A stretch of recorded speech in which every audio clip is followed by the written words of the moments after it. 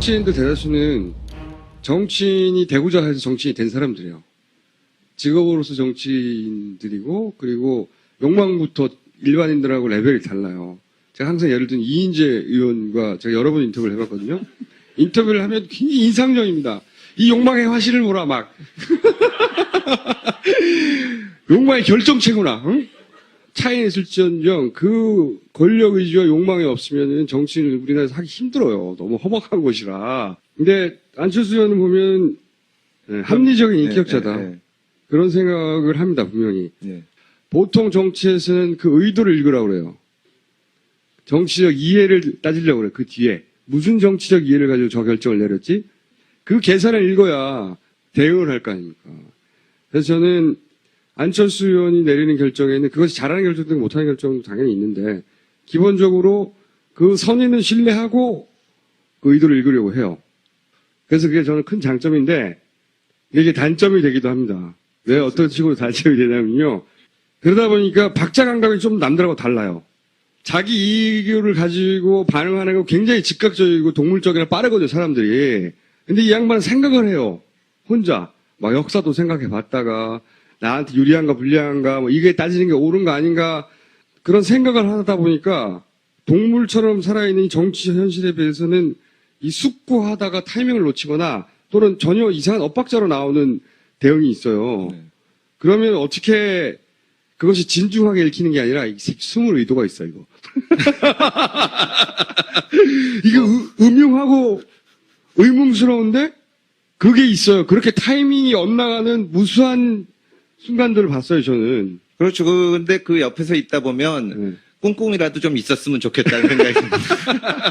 그러니까 이게 우리나라의 보편 일반적인 정치적 리액션이나 반응 속도하고 전혀 다른 박자 감각이 있다 보니까 그게 의문스럽게 읽힌다는 겁니다. 그래서 싫어요. 예를 들어서 그 지지자는 아니었는데 필요하다고 생각했던 사람들 입장에서 보면 나쁜 짓을 결과적으로 하지 않았는데 꼴이 보기 싫어요. 그렇죠. 근데 그거는 그분들이 그건 좀 문제가 있다고 생각합니다. 아니, 그 사람들이 잘했다는 게 아니라 그래서 그 장점이 그렇게 현실 정치 속에서 여러 차례 단점으로 의도하지 않았는데. 또 이제 그 정치에 뛰어들면서 보통은 정치를 하면 뭐 국회의원 선거 나가서 국회의원 되고 재선 3선해서 당직 맡고 그다음에 대선 주자도 되고 하는데 갑자기 이제 무겁게 짐을 지고 오니까 처음부터 대선 주자가 되어 버린 거예요. 네, 주변에서 많은 사람들이 당신이 아니면 희망이 없다. 네가 여기서 삐끗하면 큰일 난다. 그러니까 이 부담이 그렇다고 안철수 의원이 굉장히 머리가 좋고 한 사람이긴 하지만 10몇 년씩 20몇 년씩 정치를 한 사람처럼 하지는 못하니까 결국 계속 갈팡질팡하고 결단을 빨리 못한 그런 단점이 있는 건 사실이죠. 그리고 또 기본기를 굉장히 중요하게 생각. 기본. 현상이 아니라 기본적으로 이 밑에 깔려있는 본질이 뭐냐. 이걸 보려고 노력하는 거의 학자적인 접근 방식이 있다고 좀 봐요. 저보다 더 잘 아시네요. 항상 그렇게 접근하려고 하는 태도가 있어요. 아니, 그래서 분석이 잘못된 또 있죠. 현실 정치를 잘 모르니까. 근데 출발이 그렇다는 거죠. 왜냐면은 한번 이렇게 삐끗나서 바라보잖아요? 점점 악마가 되거든요?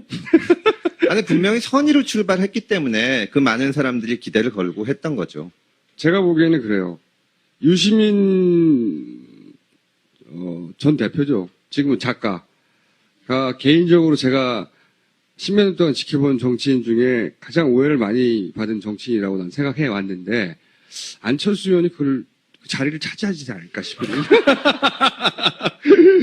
하여튼 굉장히 안타까울 때가 많아요. 저는 내가 이런 사람이라고 제대로 전달하지 못하고 어필하지 못하는 것도 자기 능력인 거죠. 그렇죠. 네. 그게 하나 있고 단점 그러면 단점은 뭡니까? 방금처럼 말씀드렸듯이 결단이 느린 게 있고 그다음에 정치를 안 해보셔가지고 정치라는 게 이제 현실 정치에서 뭐 선거하고 이런 것도 있지만 사실은 보면 회사 경영을 하셨다고 하는데 회사가 이 소규모로 이제 그 소프트웨어 개발하고 하면서 이 어느 정도 사람이 30명, 40명 이렇게 늘어나면서부터는 바로 유학 갔거든요. 이 조직 생활을 해본 경험이 별로 없어요. 그 정치를 하자면 정치라는 게 뭐 이 선거가 어떻게 돌아가고 하는 거를 아는 것도 중요하지만 내가 이런 수를 놓으면 상대방이 어떻게 움직일 거다. 그렇죠. 이거를 예측을 해서 하셔야 되는데 그렇죠. 그냥 본인 판단대로 이게 하는 겁니다. 음. 그러다 보면 우리 같이 하는 사람들도 아까 얘기한 그 김성식 그 본부장처럼 대단히 곤란한 상황에 빠지는 경우도 있고 그분은 좀 곤란해져도 괜찮다고 저는 생각하지만 개인적으로는 그리고 이제 상대방 쪽에서도 이게 수를 좀 미리 봐야 되는데 그런 점이 아직은 구체적으로 예를 들어 보세요. 구체적으로 예를 들면은 글쎄요 선거 때 공천하거나 하는 거를 보더라도 줄 건 주고 받을 건 받고 이런 식으로 해야 되는데 그런 게 약한 겁니다. 그리고 내가 이 발언을 하면 어떻게 나올 것인지 그리고 요번에 지금 혁신이 가지고 계속 설왕설래를 하는데 혁신이가 아직 안 끝났잖아요. 그럴 때 내가 이제 이 안 대표 입장에서는 혁신에 대해서 실망한다고 하고 말을 하지만 혁신이 쪽에서는 아직 끝까지 안 갔는데 왜 비판을 하냐 이런 얘기가 나올 수가 있거든요. 그런 판단이 기존 정치인에 비해서는 아직 많이 약하죠. 현실적인 정치 감각이 아예 떨어진다는 얘기인가요? 지방선거 때 우리가 이제 합당한 지 얼마 안 돼가지고 윤당현 지금 광주시장을 추천했습니다.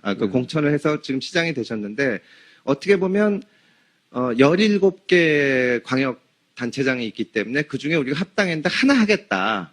그러면 아무도 반대를 못했을 거거든요. 근데 윤장현 시장이 그리고 이상한 사람도 아니고 훌륭하신 분인데 이거를 계속 시간을 계속 끌다가 그러니까 말하자면 경선 절차를 밟겠다고 얘기를 하니까 원래 광주시장에 나가고 싶었던 사람들은 안철수 대표가 윤장현을 꼭 공천할 게 아니라 이게 또 경선을 하려나 보다 하고 사람들이 들어오는 거예요. 그 나중에는 이제 경선하겠다고 했는데 그 시점에 가서 마지막 순간에 이 전략 공천을 해버렸거든요. 그러니까 안철수 의원이 두는 바둑을 두면서 따라왔던 사람들은 갑자기 황당해지는 겁니다. 시그널을. 네, 이 수를 뒀으면 저 사람이 저런 의도가 있구나 해서 따라두게 되는데 쭉 두다가 갑자기 나는 이거였다 이렇게 가니까 그러니까 그러면은 이제 정치권에서 이게 흐트러지는 불협화음이 생기는 거죠. 불만이 생기죠. 따라왔던 네. 사람. 네가 따라오려면 그렇죠. 그런 그렇게 겁니다. 네. 공천 신청을 하라 그래서 했는데 갑자기 전략 공천을 해버리니까 그럼 뭐하러 지금까지 이걸 했냐. 그런 오류는 왜 생긴 겁니까? 그런 실수는 그때? 그러니까 아까 말씀드린 대로 결정이 늦는 그런 단점이 있고 워낙 본인이 부담감이 크기 때문에 여기서 실패해서는 안 된다는 그런 부담도 커서 결정이 늦는 게 있고 그다음에 아무래도 경험 부족이죠. 제가 그때 당시에 지방선거 때 저도 이제 어떻게 하다 보니까 갑자기 정치권 들어가서 유명한 정치인들하고 앉아서 이렇게 밥도 먹어보고 하다 봤는데 제일 원래 검찰 출신이에요. 제일 뭐랄까 얼굴이 상상이 안 되지 않습니까? 제가 12년 검사 생활하고 중수부에도 있고 그랬습니다. 구속도 되게 많이 시켰어요. 저런 얼굴로 어떻게 중수부에서 웃으면서 감옥 가. 대단히 무섭습니다. 왠지 인권 변호사스러운 얼굴인데 중수부에서 검찰이었습니다. 근데 이제 그때 제일 연예인하고 앉아 있었던 것 같은 기분을 느꼈던 게 박지원 의원하고 둘이 밥을 먹을 때였거든요. 이해갑니다. 저는 그게. 박지원 의원의 이미지가 어떻든지 간에 이분은 그런 정치권의 문법에 굉장히 밝은 사람이에요. 그리고 앉아있는 사람을 즐겁게 해줘요. 같이 그렇죠. 사람을. 말도 재밌게 잘하고. 매우 즐겁습니다. 네. 네, 그런 게 부족하신 거죠. 스킨십도 부족하고 정치적으로 사람을 어떻게 상대해야 되는가. 자기나 혹은 자기 편, 심지어 자기 편마저도 어떻게 움직여줬으면 좋겠다고 희망하는 거는 그건 진짜 바람이고 움직이게 만들어야 되거든요. 어떨 때는 이렇게 북돋아 올라가지고 나가서 싸우게 만들고 어떤 때는 저 사람이 이렇게 우리를 지지하게 만들려면 그만한 당근을 주던가 그래서 사람을 움직이는 게 정치인데 그런 경험이 부족하신 거예요. 저도 동감합니다. 어떤 의미로 동감하냐면은 저는 이제 안철수 의원의 가장 큰 단점은 이런 것 같아요. 제가 보기에 아까 장점 말씀드렸는데 그 장점을 오해하는 거거든요. 오해 빌미를 제공했다 이렇게 말할 수도 있지만 근데 아예 단점이라고 생각하는 점은 뭐냐면 본인이 나쁜 사람일 리 없다는 생각이 있는 것 같아요. 네. 당연히 안철수 의원이 나쁜 사람을 생각하지 않아요. 근데 본인도 본인이 나쁜 사람일 리가 없다고 생각하는 것 같아요. 그거는 이제 자기에 대한 신뢰인 거죠. 자기가 스스로 쭉 살아가면서 원칙을 지키고 너무 해코지하려고 하지 않았고, 그리고 기부, 예를 들어서 이거 부자니까 할 수 있다고 생각하는 사람이 있을지 몰라도 그렇지 않아요. 우리나라에서 이런 유례가 없어요. 1,000억 있으면 700억 낼 수 있나요? 본인한테 지금 1,000만 원 있으면 700억 환금할 수 있어요? 기부할 수 있어요? 없어요. 이건 오히려 정치를 해서 이 기부가 제대로 평가받지 못하는 겁니다. 대단한 일을 한 거라고 생각해요. 근데 이 나쁜 사람일 리 없다고 하는 생각이 정치적으로는 얼마나 나쁜 것인가. 그렇죠. 본인이 나쁜 사람이 아닌 것도 맞는데, 그리고 스스로 자기에 대한 신뢰가 있는 것도 좋은데, 자신이 나쁜 사람일 리가 없다는 생각은 정치적으로 굉장히 나쁜 겁니다. 왜 나쁘냐면, 내가 나쁜 사람일 리가 없기 때문에 저 사람은 나쁜 사람일 수도 있는 거기도 하거니와, 이게 본인의 결정에 어떤 착각을 불러일으키냐면요. 정치는 개인의 선의가 정책의 선의 혹은 결과적 선의하고 전혀 무관할 때가 많아요. 자기가 선의를 가진 것은 정치에서는 별로 중요하지 않은 경우가 많습니다. 좋은 사람이 좋은 뜻으로 사람도 좋게 만들 수가 있는 게 정치예요.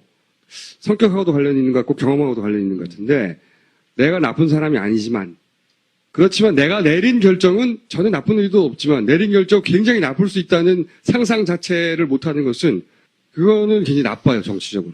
제가 무슨 말 하시는지 아시겠어요? 씨발, 내가 말해놓고도 약간. 변호사님, 제가 무슨 말 하시는지 아시겠죠?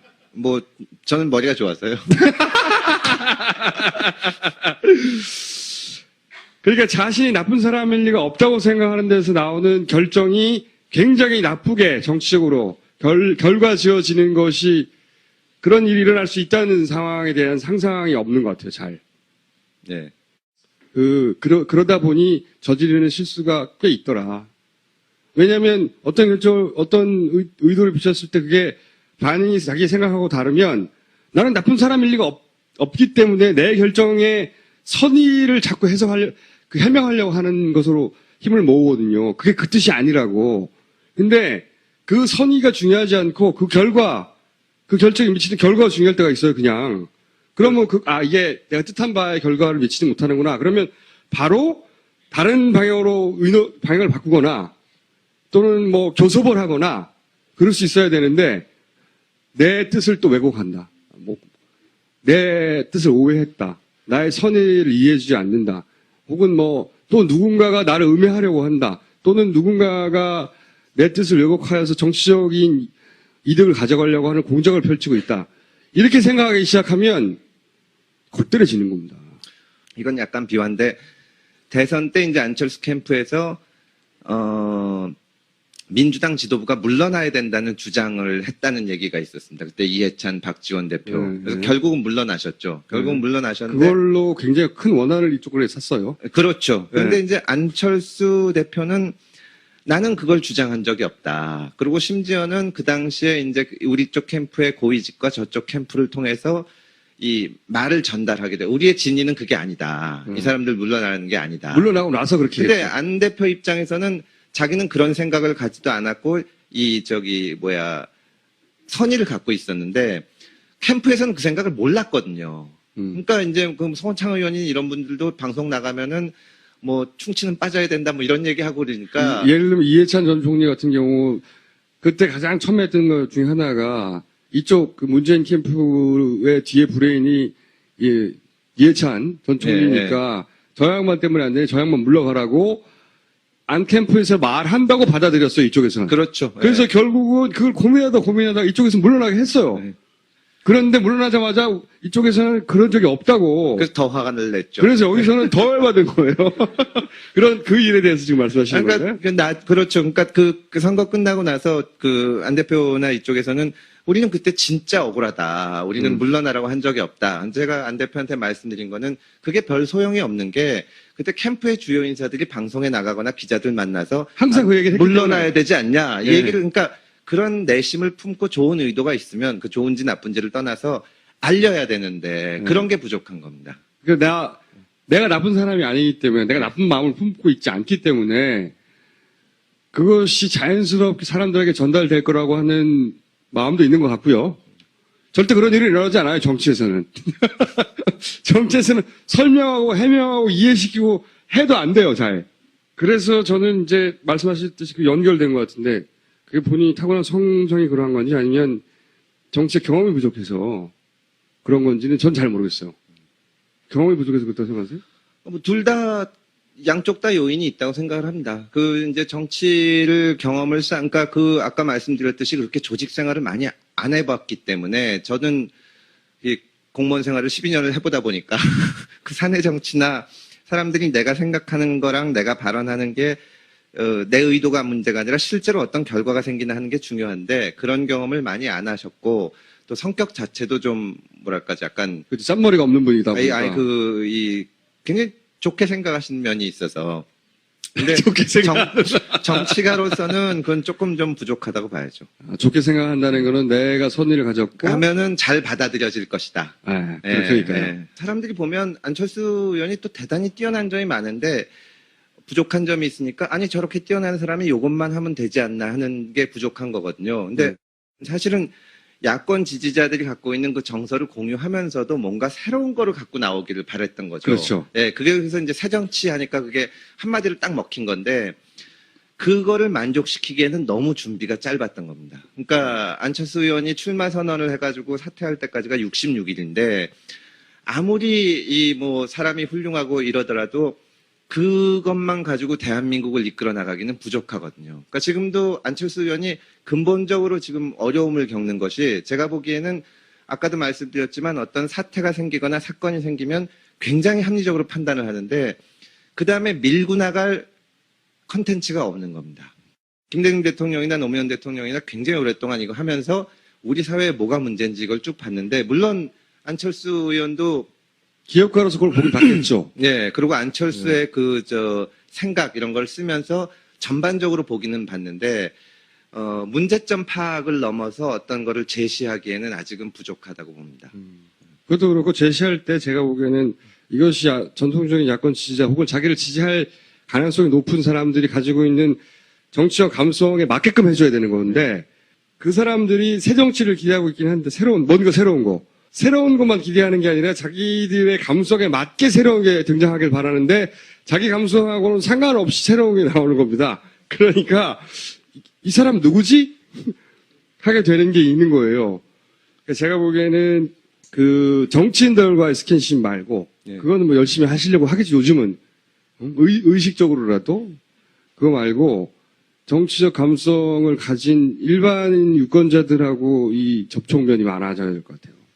그 사람들 얘기를 좀 들어봐야 될 거예요. 그게 한두 사람 만나고 될 일이 아니거든요. 그렇죠. 근데 그거 느리는 것도 그렇지만 그럼에도 불구하고 아직도 야권에서 많은 사람이 실망했는데 안철수 의원에 대해서 기대가 있고 또 뭐 한마디 하면 신문에 크게 나는 거는 기존의 야당에서 그 야당 지지자들의 감성을 안철수 의원보다 잘 이해하시는 분들도 지금 새로운 걸 못 내놓고 있거든요. 그분들은 새것이 없는 거고요. 여기도 여기는 새로운 것이 있다고 손치더라도 여기하고 맞지가 않는 거예요. 경쟁을 해서 좀 다들 좀 나아졌으면 좋겠습니다. 자, 단점을 얘기하긴 하였으나 현실 정치니까 현실 정치에서 현재 가지고 있는 단점을 얘기하지 않을 수는 없어요. 근데 기본적으로 학습 능력도 있고 머리도 좋고 선의도 있고 너한테 손을 빌려서 뭐 뒷돈 받고 뒤통치고 그렇지 않은 사람이라는 건 분명하단 말이죠. 기본 자질은 훌륭한 거예요. 정치가 되기에. 거기서 이제 소위 지금까지 말하는 단점을 극복하고 그걸 넘어설지는 모르겠어요. 그건 남들이 만들어줄 수 없는 거니까. 근데, 자, 이제 안철수 의원에 대한 얘기는 그만하고, 그건 직접 언젠가 모시게 하자고요. 근데 본인은 왜 나왔냐고요, 거기서. 저도 이제 사실은 2012년에 뛰어들어가지고 진짜 고생했거든요. 제가 알 바 아니고. 때려치고 했는데, 근데 저로서도 뭔가 최소한의 신의를 지켜야겠다. 그러니까 사람들한테 우리를 지지해달라. 뭐 텔레비전에 나와서 미친 듯이 얘기하지 않았습니까 그때? 뭐 친구도 배신하고. 미친 듯이라기보다 그냥 미친 거 아니었나요 그때? 아니 그러고 이제 가까이는 그때 캠프에 있던 사람들 보고 이제 젊은 친구들도 많고 했는데 우리가 잘해보자. 하다가 어느 날 그냥 끝내버린 거예요. 그러니까 이 책을 보고 캠프에 있던 어떤 분이 이제 젊은 친구가 저한테 문자를 보내왔는데 몇 년 전에 남자친구한테 차였는데 왜 차였는지도 모르고 차였다가 이제 그 남자친구의 친구한테 이제 와서 얘기를 듣는 것 같다. 한 번도 설명을 못 들었어요. 사퇴하고 나서도. 그 다음에 전국의 수많은 사람들이 독자신당 창당한다 그래가지고 따라오고 집회마다 나오고 했는데 갑자기 민주당하고 합당한 다음에 한 번도 설명이 없었습니다. 저는 그건 안 대표가 반드시 해야 된다고 생각을 했는데, 물론 제가 대표인 것은 아니지만 제가 그 앞에서 가장 이제 크게 떠들었는데, 지금도 사람들 만나면 그때 왜 사퇴를 했냐, 왜 민주당이랑 합당을 했냐고 얘기를 해요. 근데 그래서 한 번에 답하신 거구나. 예, 하도 귀찮아가지고. 예, 한 번은 그 잘못했다. 정말 우리가 부족해서 잘못한 거다. 그 반성문을 쓴 겁니다. 그러니까 본인은 그건 알겠는데 본인은 왜 나오셨냐고. 그 안철수 사람이건 안철수 사람이 아니건 간에 제가 2012년에 나올 때도 재선거에 나온 게 아니라, 그때는 저 나름대로 이명박 정부를 겪으면서 어떻게든지 정권 교체를 해야겠다. 좀 있으면 박근혜 될 텐데 이러면 지금 다 아시지 않습니까? 이렇게 될 게 분명하다고 생각해요. 궁금한데요. 검찰 내도 그렇게 생각하는 사람 많아요? 저 정도 있죠. 근데 제가 옛날에 검찰 내에서 그 교육받다가 국가보안법에 대해서 어떻게 하면 좋겠냐고 해가지고 설문조사를 했는데, 제가 폐지라고 써고 무기명이니까. 네. 너때 폐지라고 쓴 게 한 명이에요. 그래서 들켰구나. 그래도 제가 검찰에서 되게 잘 나갔습니다. 정말. 하여튼 그랬는데, 저로서도 저의 굉장히 인생의 황금기를 2년, 3년을 지금 투자를 했는데, 현재까지도 안 되고, 야권에는 만나보면 당 내에만 굉장한 낙관론이 있어요. 10년 주기설이 있습니다. 10년 주기설. 이명박 박근혜 했으니까 다음엔 우리가 된다. 네. 486 정치인들 만나보면, 지금 뭐 혁신이 한다고 어쩌고 하는데 대선 때 가면 한나라당 못 찍는 놈들 다 우리한테 온다. 그러면 48% 되는데 요번에 조금만 잘해서 2% 3% 하면 된다고 하는데, 제가 봐서는 대패할 것 같거든요. 사람들이 민주당을 그러니까 새정치민주연합 제1야당을 예전보다 훨씬 더 싫어합니다.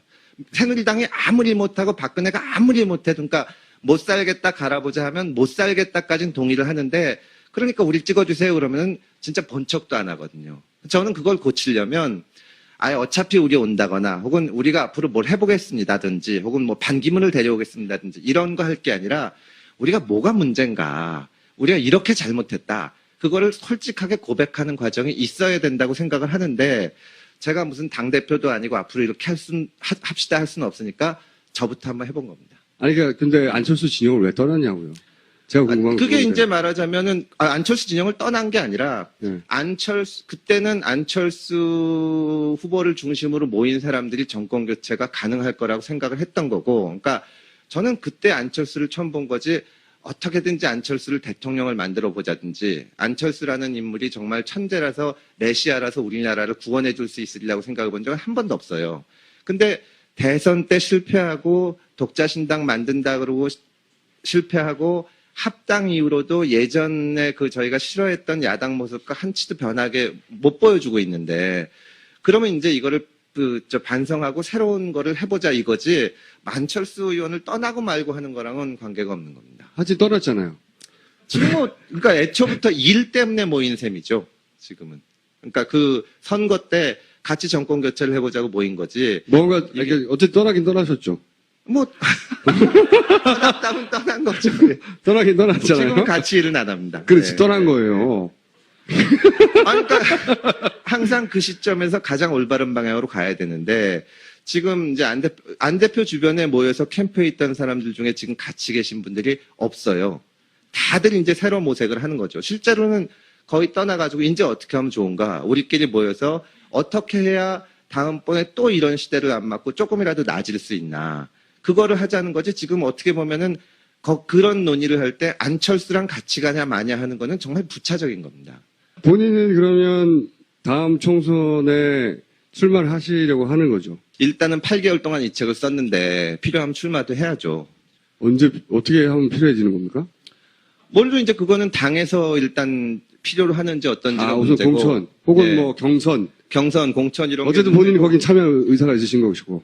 그것도 상황을 봐야죠. 정말 당이 이 모양 이 꼴로 가가지고 뭐 한 명도 안 바꾸고 그냥 이대로 간다 그러면 사실 저도 이걸 굳이 도와야 되나 하는 생각이 듭니다. 그때는 워낙 정치권에는 많은 이야기, 많은 소문, 많은 모략질이 있어요.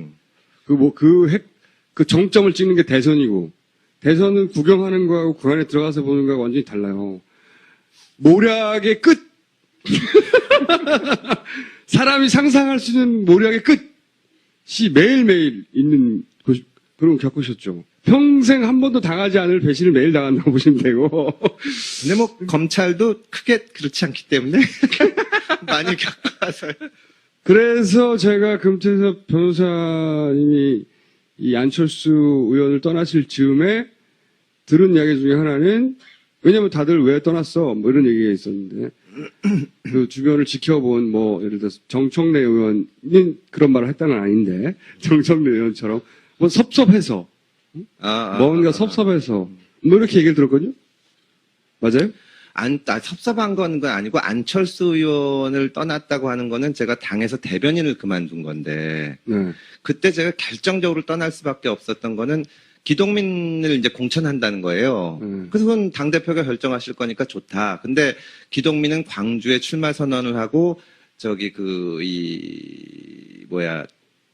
선거 사무실도 내고 집도 구했는데 이 사람을 갑자기 서울에 출마시킬 거면 내가 대변인인데 나가서 얘기를 해야 되지 않냐. 뭐 이유를 말이라도 되게. 그랬더니 광주에 나가려는 사람은 이제 갑자기 데리고 왔으니까. 갑자기 서울로 그랬더니 데려왔죠. 그냥 지도부에서 결정했다고 하라는 거예요. 근데 그거는 왜 결정했냐고 묻는데 지도부의 전략적 판단이라고 해라. 근데 그거는 대답을 안 하는 거거든요. 제가 그 소통의 문제를 가지고 여러 차례 얘기를 하다가 여기 책에도 나오지만 이제 신당 창당하기 전에 안철수 의원한테 이제는 그만 도와드리겠습니다. 제가 더 이상은 할 한번 일이 없는 떠나시려고 것 같고. 했다. 네, 정말 진솔하게 여기 책에 나온 얘기를 다 했거든요. 근데 안철수 의원이 이 밤에 문자를 보내가지고 그러지 말고 좀 해보자. 이제 제가 그때 사실은 거취를 놓고 왔다 갔다 하면 안 되는데 사실은 안철수 의원 입장에서는 굉장히 기분 나쁘거나 짜증이 날 만한 얘기인데도 불구하고 같이 해보자고 하는 걸로 봐서 이 사람이 이 부분을 보완을 할 거고 나도 지금까지 노력했으니까 더 해보자고 한 건데 다시 똑같이 이유 없이 밖에 나가서 그냥 경전 해석을 시키는 겁니다. 말하자면 지도부에서 전략적으로 결정을 해라. 그래서 내가 이거는 내가 해서는 안 되겠다. 뭐 개인적으로 뭐 출세를 하거나 뭐 하는 거면 하겠지만 공당의 대변인이 나가가지고 그 정도의 일에 대해서 아무 이유 없이 설명을 하는 것은 안 되겠다 해서 대변인을 그만둔 거죠. 그러니까 변하는 게 없다고 생각해서 떠나신 거예요? 그렇죠. 예. 섭섭하거나 그래서 그런 건 아니죠. 그리고 책 써봐서 아시지만 그냥 섭섭하고 삐졌다고 책이 한 권 쓸 만큼 그렇게 책 쓰는 게 쉽진 않잖아요. 그렇게 쓸 수 있는 사람도 있어요. 그런 훌륭하신 자기 분들도 섭섭하다고 책을 한 권 쓰는 사람도 있긴 있는데, 그러면 이제 지금은 나는 금태섭이고 나는 내 정치를 할 수 있는 사람이고 난 이렇게 매력적인 사람이야를 말해야 될 타이밍이네요, 이제부터는. 네. 매력적이지 않나? 그럼 이제 본인 이야기를 할 시간이 됐는데 시간이 다 됐네요. 네. 본인은 어떤 정치인이 될 것 같으세요? 글쎄요, 뭐 지금은 제가 미래 얘기를 얘기하는 거는 아까도 말씀드렸지만 좀 건방지고 그런 시점도 아닌 것 같고 지금은 이 과거에 제가 했던 거를 쭉 썼고 보여드렸고 거기에 대해서 반성을 하는 시간이라고 생각을 합니다. 좀 더 시간이 지나야 뭐 다음에 한 번 더 불러주시면 제가 앞으로 어떻게 할지 말씀을 드릴게요. 제 개인적으로는 안철수의 금태섭이 아니라 그냥 금태섭의 이야기도 들어볼 만한 가치가 있는 사람일까 아닐까 우리가 판단해야 되잖아요. 그래야지 표를 줄지 말지 결정할 수 있는데, 이 금태섭 의원님 아니죠? 한겨레에 굉장히 큰 파장을 일으킨 사설로 사실은 유명해진 분입니다. 한겨레에 정확한 제목은 생각 안 나는데 대충 어떤 뜻이냐면 검찰에 끌려갔을 때 이렇게 대응하라고. 네, 현직 검사가 말하는 수사 제대로 받는 법이었죠. 그걸 검찰 있을 때 한 거예요. 그 잘린 거야. 잘린 거예요, 나왔죠. 보통 나온 사람들은 잘린 거를 나왔다고 표현하죠. 아니, 검찰에서 잘 나가고 있는데 왜 나와요? 지금까지 금태섭 변호사였습니다.